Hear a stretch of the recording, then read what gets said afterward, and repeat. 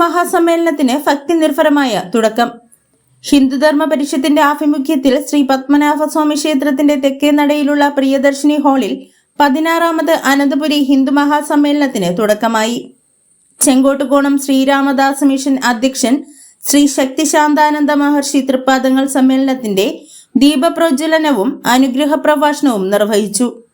Advocate Sasthamangalam S Ajith കുമാറിന്റെ അധ്യക്ഷതയിൽ ചേർന്ന സമ്മേളനത്തിന്റെ ഉദ്ഘാടനം കേരള ഹൈക്കോടതി റിട്ടയർഡ് ജസ്റ്റിസ് എൻ നഗരേഷ് നിർവഹിച്ചു.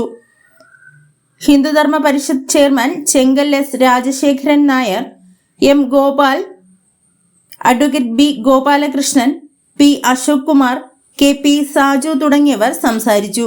സമ്മേളനത്തിൽ നർത്തകി ഗോപിക വർമ്മയെ ആദരിച്ചു. അനന്തപുരി ഹിന്ദു മഹാസമ്മേളനം ഏപ്രിൽ 30 മുതൽ മെയ് 3 വരെ വിവിധ കലാപരിപാടികളോടെയാണ് നടക്കുന്നത്. Advocate Sasthamangalam S Ajith Kumar. കാലം നമ്മുടെ സംസ്കാരം, നമ്മുടെ പൈതൃകം ഇവയൊക്കെ പറ്റി നമുക്ക് പുറത്ത് കാണിക്കാനും അത്തരം കാര്യങ്ങൾ, ആചാരക്രമങ്ങളെ പറ്റിയും മറ്റും നമുക്ക് മോശ വിചാരമുണ്ടായിരുന്നൊരു കാലം.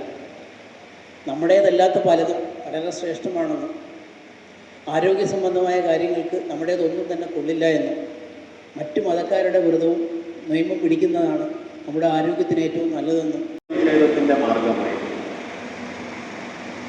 ഇന്ന് അറിയപ്പെടുന്ന മോഡേൺ ഹ്യൂമാനിസം എന്ന് പറയുന്നത് ഉത്ഭവിച്ചത് 19-20 നൂറ്റാണ്ടുകളിൽ യൂറോപ്പിലാണ്. അവര് മോഡേൺ ഹ്യൂമാനിസം എന്ന് പറയുന്നത് വാസ്തവത്തിൽ ഏത്തിസം തന്നെയാണ്. ശാസ്ത്രത്തിനപ്പുറമുള്ള ഒരു വിശ്വാസമില്ല. ശാസ്ത്രത്തെയാണ് വിശ്വസിക്കേണ്ടത്. ശാസ്ത്രം മനുഷ്യന് നന്മ ചെയ്യും.